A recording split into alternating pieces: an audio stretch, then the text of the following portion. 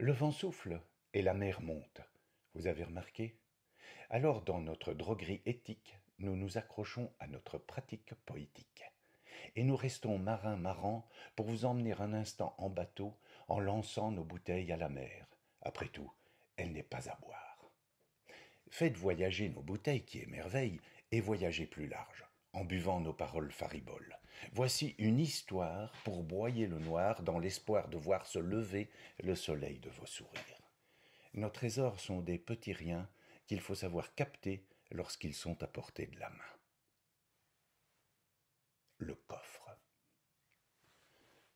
Un très vieux capitaine, revenu de ses naufrages, revint près de sa Germaine vivre son dernier âge.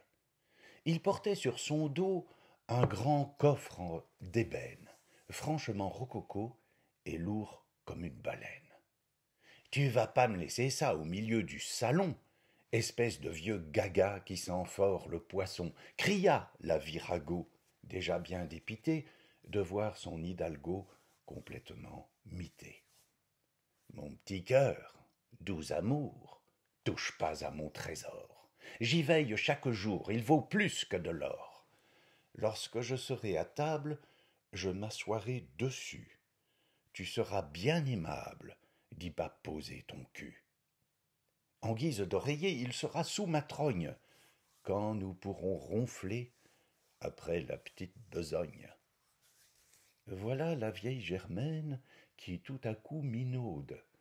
Oh, mon beau capitaine, reprend-elle finaude, j'ai eu bien trop de peine lorsque t'étais parti, mais si ta belle bedaine est désormais remplie, je serai ta petite reine, toujours douce et gentille. Voilà que les deux vieux font force galipette. Leurs cris créent des envieux, même chez les mouettes. Mais après quelques heures, faut rien exagérer, Germaine a mal au cœur, il est tout chaviré.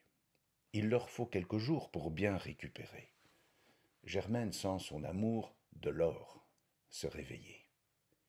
Dis donc, mon rodoudou, quelque chose m'importune. Je ne sais rien du tout de ta belle fortune. Ne veux-tu pas ouvrir ton coffre un instant, que je puisse assouvir ce désir si pressant de voir tous les trésors que mon beau capitaine a ramenés au port pour me faire enfin reine? Patouche, et du balai, rugit le capitaine. T'en approches jamais, ou alors je dégaine rapière et pistolet pour noyer dans ton sang ce mal que tu me fais en désobéissant. Germaine ne moufte plus, mais n'en pense pas moins. Le vieux con a vécu en un temps trop lointain. Il n'a rien aperçu des changements du monde. Il l'aura dans le cul, le vieux macho immonde. Voilà les jours qui passent. Elle verse en ricanant dans chacune de ses tasses un bon médicament.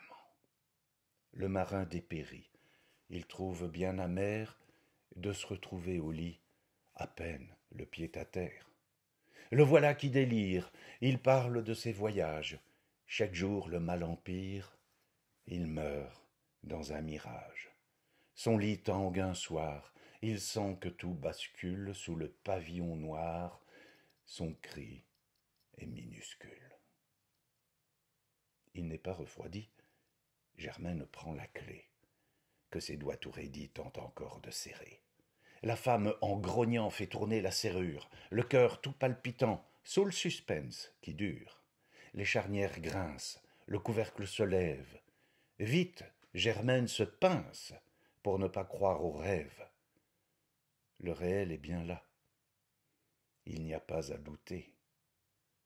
Ne sort du coffre en bois qu'un peu d'air parfumé par des senteurs marines, des voyages anciens, quelques chansons coquines d'un pauvre vieux marin.